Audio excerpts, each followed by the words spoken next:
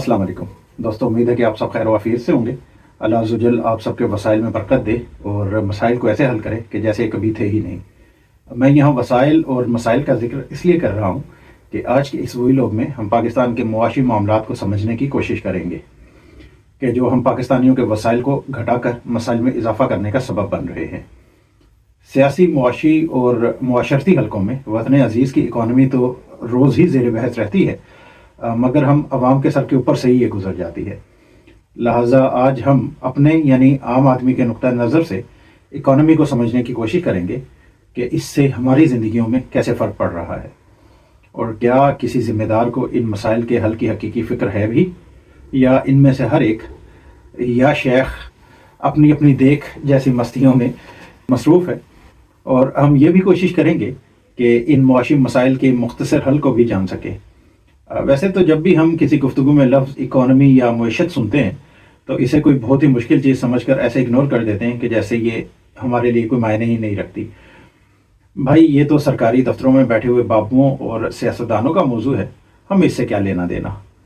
हमें सिर्फ अपनी मजदूरी, मुलाजमत या कारोबार पर तवज्जो देना है। आप में से कोई स्टूडेंट हो, कोई मजदूर हो, मुलाजिम हो या प्रोफेशनल, या मेरे जैसा एक ऐसा मुतजस्सिस शख्स जो मामलात को समझने की कोशिश करता है, तो जान लीजिए कि ये वीडियो आप सबके लिए ही है। इस वीडियो में हम पाकिस्तानी मईशत के मंजरनामे और दरपेश मसाइल को समझने की कोशिश करेंगे कि इसका आपके लिए और मेरे लिए क्या मतलब है, और ये समझने और समझाने में मैं इंशाल्लाह कोशिश करूँगा कि इस मौजू को जितना मुमकिन हो सके आसान और आम फहम रख सकूँ। इस मौजू को हम दो हिस्सों में तकसीम करेंगे, यानी पहला हिस्सा ऐसे मामलात होंगे कि हमें जो फौरी तौर पर दरपेश मसाइल हैं और जिन्हें हल करने के लिए फौरी ज़रूरत है, और कुछ ऐसे मसाइल हैं जो कि दहाइयों की नाकाम पॉलिसियों की वजह से तवीलुल मुद्दत में इकट्ठे हुए हैं और इन्हें हल करने में वक्त और प्लानिंग की बहुत ज़्यादा ज़रूरत है।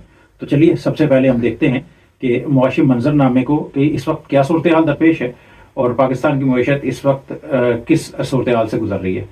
तो दोस्तों, पाकिस्तान की मईशत इस वक्त सख्त दबाव का शिकार है और हद से ज़्यादा महंगाई, फॉरेन रिजर्व्स यानी डॉलर के ज़खायर में कमी और बढ़ता हुआ कर्ज इसकी बड़ी वजूहात हैं।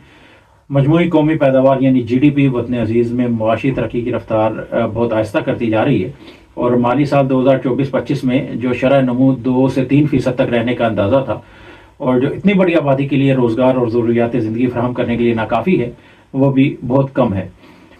तो अब बात करते हैं महंगाई की। रोज़मर्रा इस्तेमाल की अशिया ज़रूरिया यानी खुराक, ईंधन और बिजली की कीमतें इस वक्त बहुत ज़्यादा हाई जा रही हैं। इस वक्त महंगाई 30% से ज़्यादा है और इस महंगाई की वजह से आपकी और मेरी ज़िंदगी बहुत मुश्किल होती जा रही है। कर्ज़ का मसला अगर देख लें तो स्टेट बैंक ऑफ पाकिस्तान के मुताबिक सितंबर 2024 तक पाकिस्तान का मजमूई कर्ज़ 127 अरब डॉलर है, जबकि बैनुल अक़वामी इदारों के मुताबिक इस वक्त तक पाकिस्तान तकरीबन 130 अरब डॉलर का मकरूज़ है।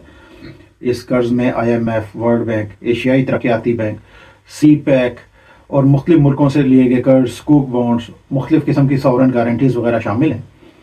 हमारे वतन अजीज़ की आमदन का एक बड़ा हिस्सा इसी कर्ज़ की किस्तें अदा करने में खर्च हो जाता है। अब आप ज़रा सोचें कि खुदा न खास्ता आपकी माहाना तनख्वाह का ज़्यादातर हिस्सा इन्हीं कर्ज़ों की किस्तों में खर्च हो जाए तो आप अपने घर के मामलात कैसे चलाएँगे। खैर चलिए, अब हम मईशत के मसाइल को समझने की कोशिश करते हैं। हम अपनी आसानी के लिए इस मसाइल को दो हिस्सों में तकसीम करके समझते हैं। तो सबसे पहले हम बात करेंगे उन फौरी तौर पर दरपेश मसाइल की। तो नाज़रीन, ये वो मसाइल हैं जो फौरी तवज्जो देकर हल करने की ज़रूरत है, यानी कुछ भी करने से पहले हमें जलते हुए घर की आग बुझाने की ज़रूरत है। That means putting out the fire before it spreads, ताकि ये मज़ीद ना फैल सके। तो इन जलते सुलगते मसाइल में सबसे बड़ा मसला फॉरेन एक्सचेंज यानी डॉलर के ज़ख़ीरे ना होने का है।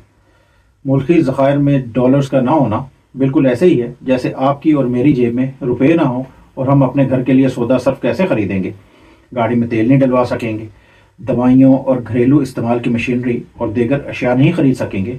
और इसी तरह जब मुल्क के पास डॉलर्स नहीं होंगे तो मुल्क लाजमी इम्पोर्ट यानी कि तेल, अद्वियात, जहाज़ों के पुर्जे और दीगर मशीनरी नहीं ख़रीद सकेगा। मुल्क के पास डॉलर्स कैसे कम हुए, तो ये सवाल बहुत ही देखने में मुश्किल नज़र आता है, मगर इसकी दो बड़ी वजूहात हैं। तो क्योंकि जनाब हमारा मुल्क अपनी कोई भी काबिल ज़िक्र پیداوار یا مصنوعات میں سے ایسی نہیں ہے جس کو بیچنے کے قابل ہو، اور بیرون ملک ہمارے کماؤ پوت یعنی باہر کام کرنے والے پاکستانی جو ہر مہینے رقوم اپنے گھر والوں کو خرچے کے لیے بھیجتے ہیں، وہ ان میں بھی کافی کمی آ گئی ہے۔ ڈالروں کی کمی کی وجہ سے پاکستان دنیا کے ساتھ لین دین کے معاملات خراب ہو رہے ہیں، اور اس سے دیوالیہ ہونے کا خطرہ بھی لاحق ہو سکتا ہے۔ دوسرا فوری حل طلب مسئلہ آسمان چھوتی ہوئی مہنگائی ہے۔ اشیاء خوردنی، تیل، بجلی کی روز بروز بڑھتی ہوئی قیمتیں ہم سب کے لیے عذاب ہیں۔ اس وقت وطن عزیز میں 30% سے زیادہ مہنگائی چل رہی ہے، یعنی 100 روپے والی چیز 130 سے بھی اوپر جا رہی ہے۔ یہ وجہ ہم سب کی زندگیوں کی گاڑی کو خراب کر رہی ہے۔ اور پھر توانائی یعنی انرجی، بجلی وغیرہ کے مسائل، بار بار بجلی کی بندش، اور سونے پہ سہاگا کہ اس کو آسمان کو چھوتے ہوئے بل ہماری ذاتی زندگیوں، ہماری فیکٹریوں، کارخانوں اور دفتروں کا پہیہ جام کرنے کے لیے کافی ہیں۔ اس کے علاوہ بجلی بنانے اور بیچنے والے اداروں کے گردشی قرضے جو کہ حکومت کے ذمہ ہیں، یہ ہماری معیشت پر بہت بڑا بوجھ ہیں۔ ویسے تو یہ ادارے بھی چند بڑے گھروں کے ہی ہیں، مگر کیا کہیے۔ چلیے بات کرتے ہیں اگلے نقطے یعنی سیاسی عدم استحکام کی۔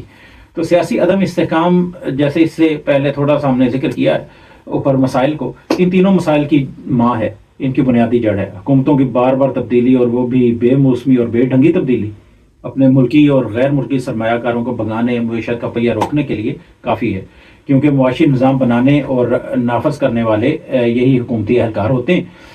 جب وہی بدل جائیں گے تو اس نظام میں کام کرنے والے اور اپنا پیسہ لگانے والے سرمایہ کار کیوں کر اپنا پیسہ برباد کریں گے؟ مگر یہ بات ان بڑے گھر والوں کو کون سمجھائے؟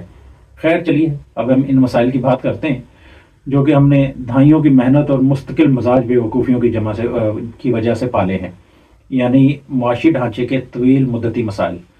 اور ان مسائل میں ایک بڑا دیو ہے ٹیکس ریوینیو، یعنی ٹیکس سے اکٹھے کی جانے والی دولت۔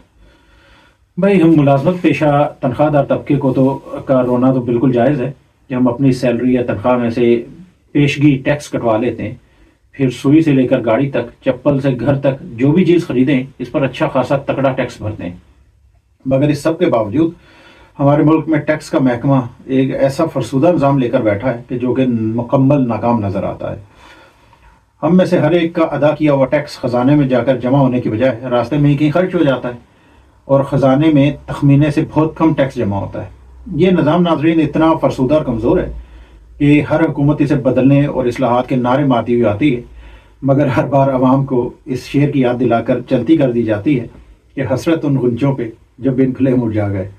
اداروں میں اصلاحات کے لیے بنائی گئی 2018-19 کی ایک کمیٹی نے ہمارے ٹیکس کے بنیادی ڈھانچے میں اصلاح شروع کی، مگر کیا کہیے کہ 2022 کے رجیم چینج آپریشنز تک کچھ نہ کروائی، اور پھر وہی حسرت ان غنچوں پر۔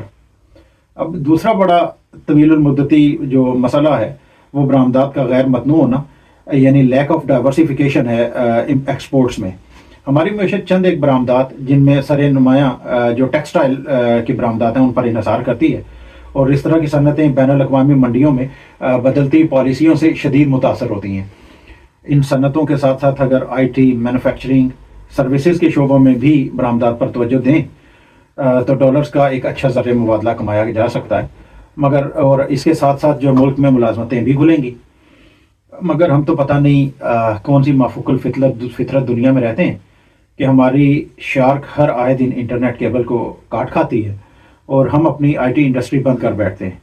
نہ صرف اس سے ہماری آئی ٹی انڈسٹری بند ہوتی ہے بلکہ اس کے ساتھ جڑی بہت سی دیگر انڈسٹریز، کاروبار، مالیاتی ادارے، ان سب کا کام بھی ٹھپ ہو کر رہ جاتا ہے۔ ان طویل مدتی مسائل میں تیسرا بڑا مسئلہ زراعت کا ہے۔ یوں تو کہنے کو ہماری 60% سے زیادہ آبادی اس زراعت کے شعبے سے براہ راست وابستہ ہے، اور باقی بالواسطہ طور پر، مگر ہم ہر طرح کی جنس کو باہر سے امپورٹ کرتے ہیں۔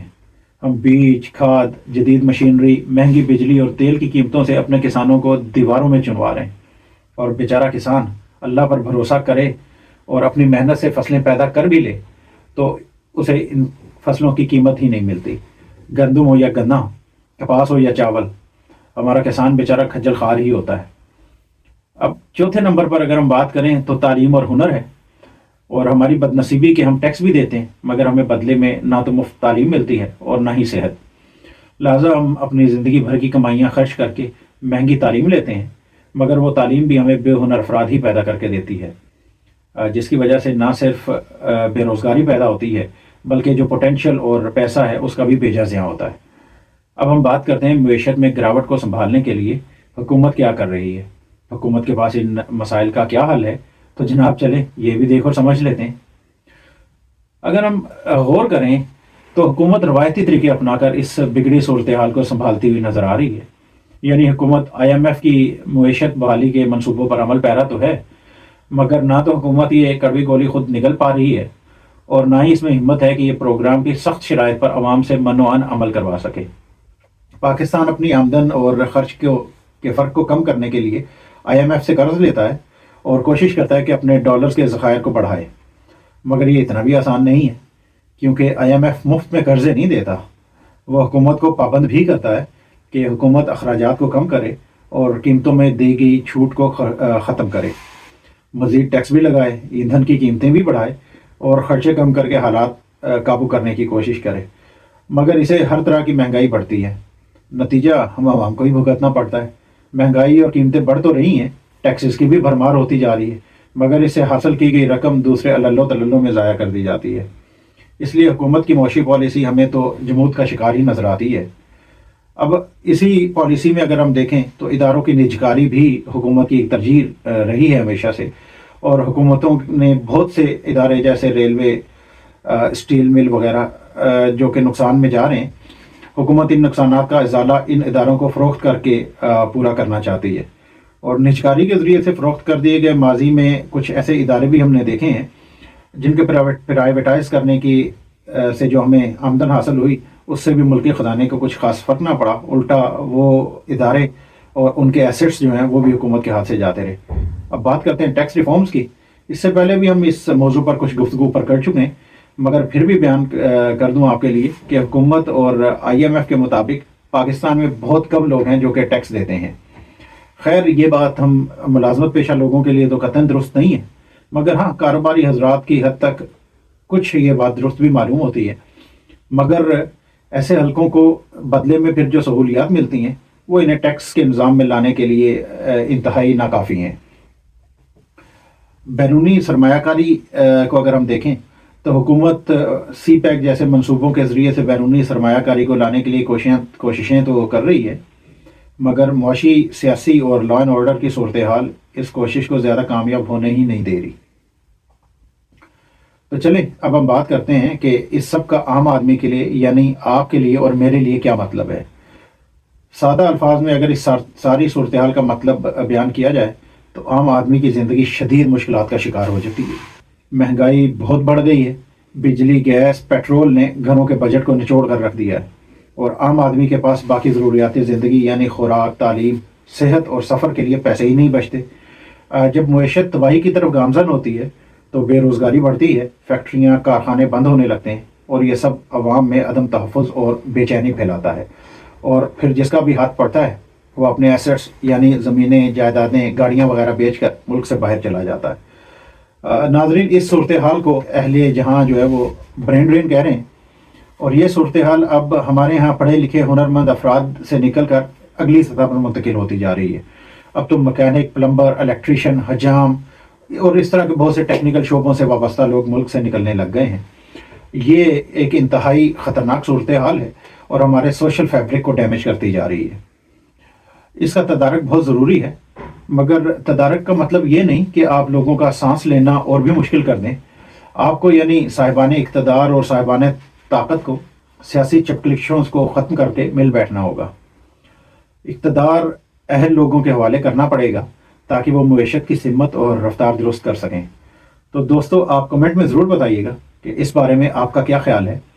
اپنے اس چینل کو لائک، شیئر اور سبسکرائب کرنا مت بھولیے گا، اور ویڈیو دیکھنے کا بہت بہت شکریہ۔ انشاءاللہ اگلے موضوع کے ساتھ آپ کی خدمت میں جلد حاضر ہوں گے۔ اپنا اور اپنے ارد گرد لوگوں کا بہت خیال رکھیے گا۔ اللہ حافظ۔